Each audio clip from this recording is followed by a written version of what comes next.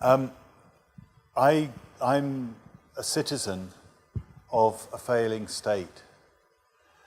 Generally speaking, this is what we think of as failed states. This is what my state tells the rest of the world that it doesn't approve of. This is what it has in mind when it thinks of them as being failed states. So how could that state be compared to this one? It sounds absurd to say that a country where there is the rule of law and where the government is in control of its territory, as well as in control of several other people's territory, that it could be a failing state. Citizens across Europe and across the world are losing confidence in their governments. But as people lose confidence in government, they are also gaining confidence in themselves, in their own action, their own possibility of making a change. And so we see new forms of democracy gradually taking place across the world. Manuel Castells, who's written a very interesting book that came out last year about these movements, argues, one of the things that he argues that I think is really important for anyone who's working in community arts is that criticism is to miss the point. These people are not coming together to organize a revolution in the ways that revolutions have happened before. They are coming together because they are no longer frightened of the state that they often were frightened of before, and they don't know what to do.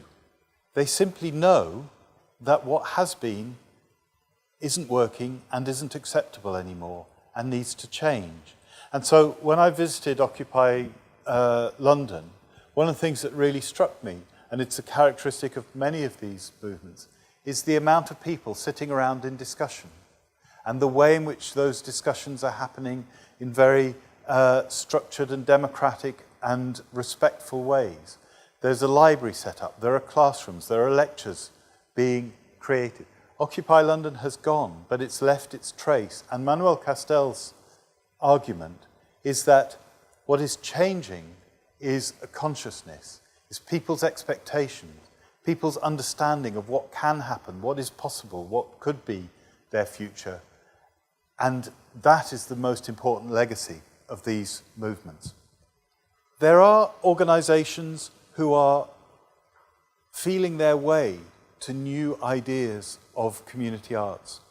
Multistory is an organization that I've worked with for a number of years, and Emma Chetkuti, who's the director of Multistory, is here today.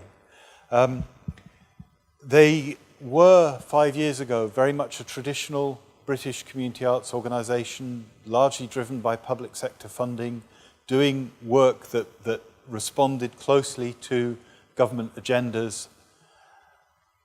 They looked at what that work really meant, what they believed in, what the future might be, what was happening around them, and they made a radical change in a number of different ways. One of the ways has been to raise the artistic ambition of their work enormously. So they are now working with international photographers from the Magnum Cooperative. Intellici Arts from London are doing some outstanding work with some of the people who are least visible, what they describe as the old, people who are more than 80 or 90 years old, and people with multiple disabilities. But crucially, they are taking that work into places like the Royal Festival Hall, onto streets. They're giving people opportunities to represent themselves, and they are in dialogue with care providers about the standards of the work and the nature of the care that is being provided. I love this image. This is the Standing Man. You may have heard of him. He appeared about 2 days ago in Taksim Square after it had been cleared recently. And he simply stood in front of the cultural centre in Taksim Square for 8 hours and didn't say anything. And the police came and searched him, and people asked him what he was doing. By the end of the 8 hours, there were 300 other people standing around him. And that's become a new symbol of a demand, a silent demand. I think that community arts in the world order will have the qualities of that. It will be playful. It will be willing to play. It won't care if anybody else, like the government, says this isn't serious enough. It will be willing to learn. It will be listening to people that it's working with with a new quality of hearing. It will be inventive. Will not use the models that it has used. It will be imaginative. It will engage. It will engage people, and it will engage with the issues that really matter. It will engage with what is crucial to the world today. And it will be cooperative, above all, because cooperation is one of the things that has been fundamentally trashed in our political culture in the last 30 years. And it will give hope. It will be hopeful, and it will give hope. So, just to finish, I think that anybody who is interested in community arts today, you have to accept that it is pointless to wait for help or interest or listening or attention from governments. But the corollary of that is that you don't need to wait for permission either. You're on your own. This is our society, not the government's.